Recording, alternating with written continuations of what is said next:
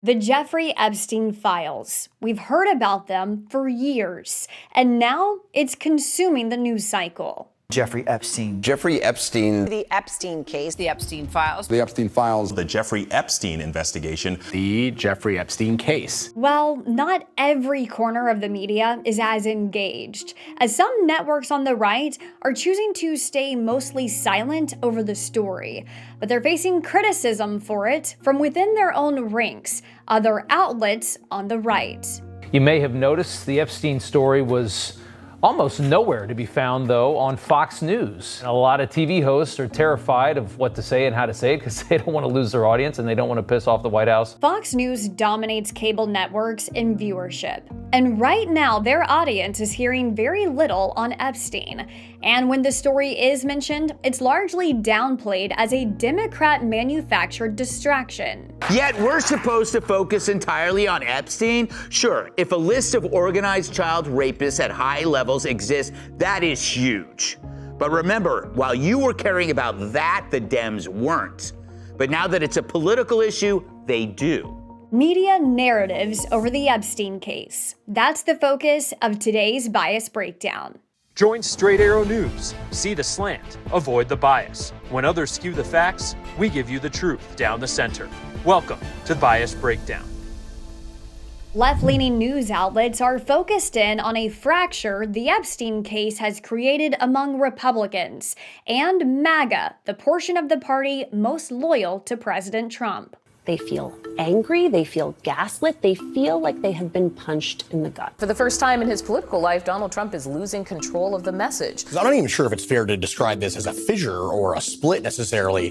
This is basically a bubbling revolt from the base. But right-leaning outlets push back against the idea that disagreements among those in the party equate to a MAGA revolt, suggesting the left-wing media and Democrats are trying to capitalize on the moment. Hank's a Democrat, and like many today, they're now demanding answers on Epstein. But you gotta ask, where were they when we were the only ones demanding answers over the years? Oh yeah, their guy was in power. But now that Trump's in power, they see an opening exploiting the MAGA rift around Epstein. But before I go any further, let me say, point blank, to the libs salivating over this, there is no MAGA revolt. There is some MAGA frustration, but it's not a revolt against Trump.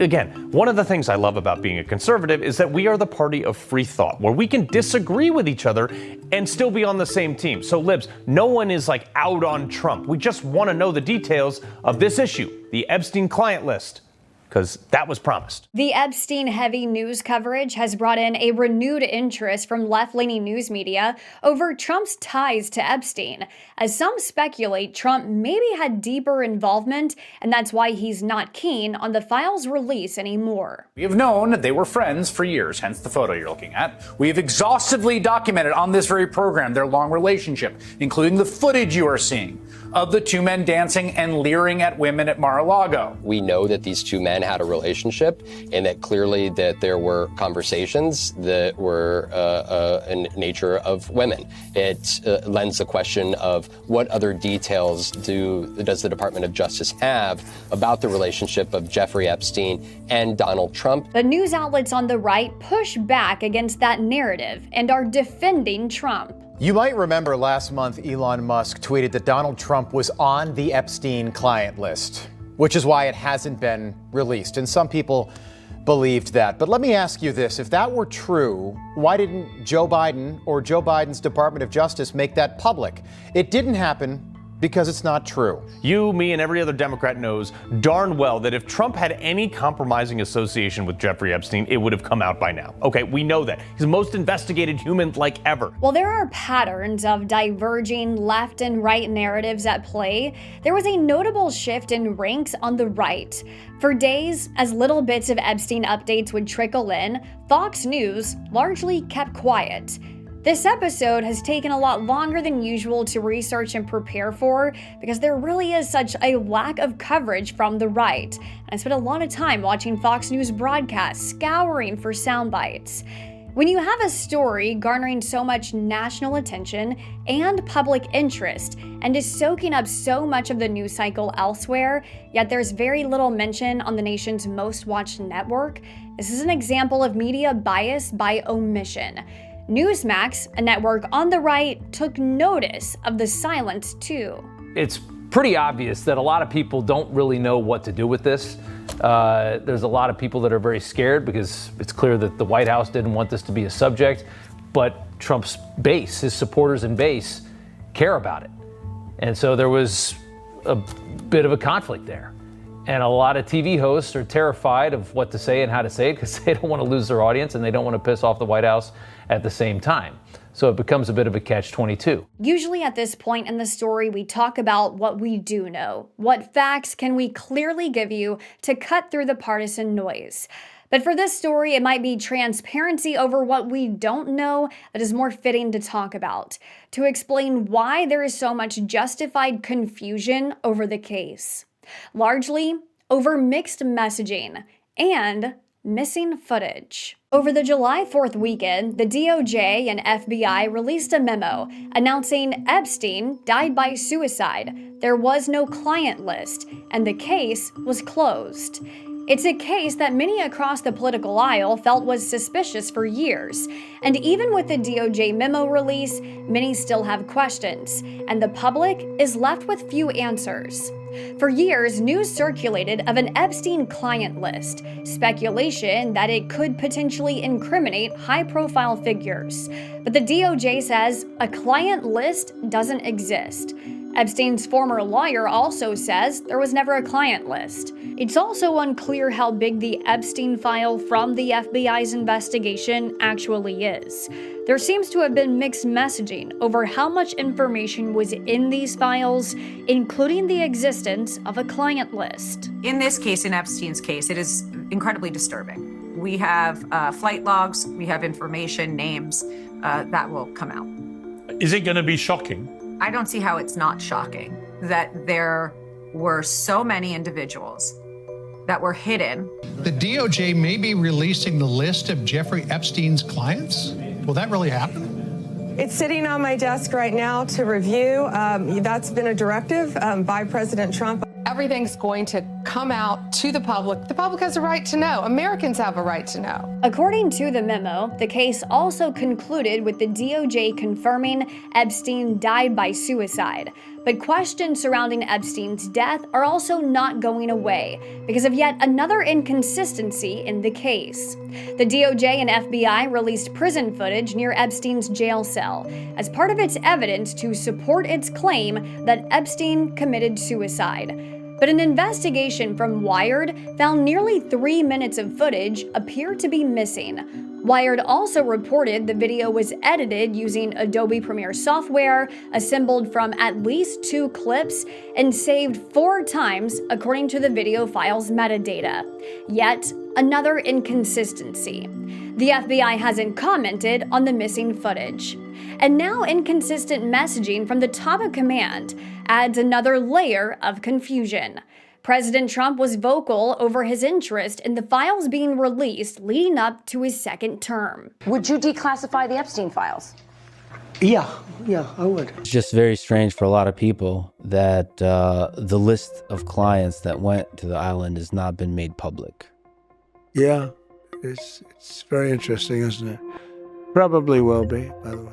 Probably. So if you're able to, you'll be... Yeah, I'd certainly take a look at it. I'd be inclined to do the Epstein. I'd have no problem with it. But then his rhetoric shifted, calling it all a hoax and slamming those still talking about it. Instead of talking about the things we've achieved, we've had tremendous achievement. They're wasting their time with a guy who obviously had some very serious problems, who died 3-4 years ago. Instead, they want to talk about the Epstein hoax. And the sad part is it's people that are really doing the Democrats' work.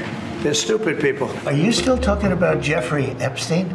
This guy's been talked about for years. You're asking, we have Texas, we have this, we have all of the things. And are people still talking about this guy, this creep? That is unbelievable.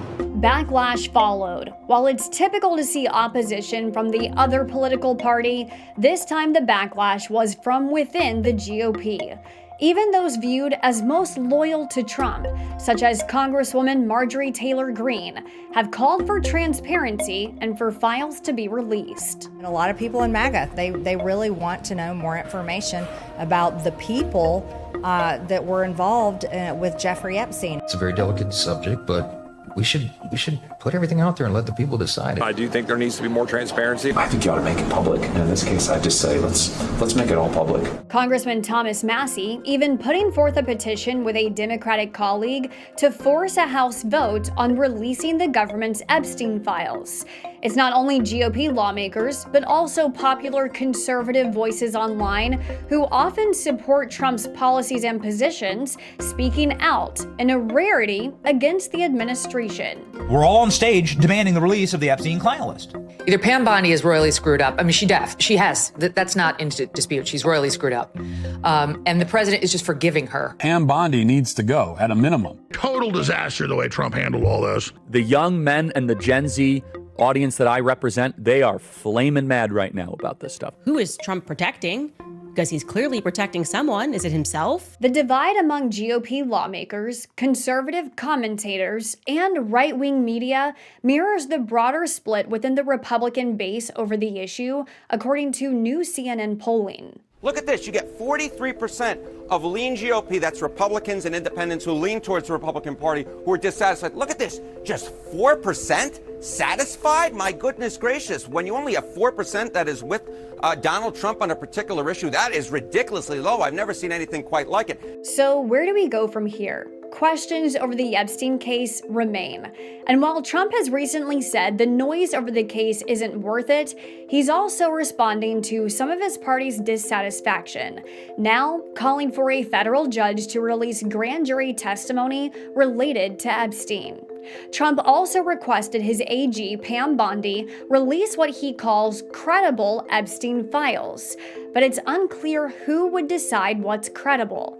And will that be enough to satisfy a base that doesn't just want some files, they want them all, and they want to decide for themselves what's credible and not. Right now, not much has changed since the story circulated years ago.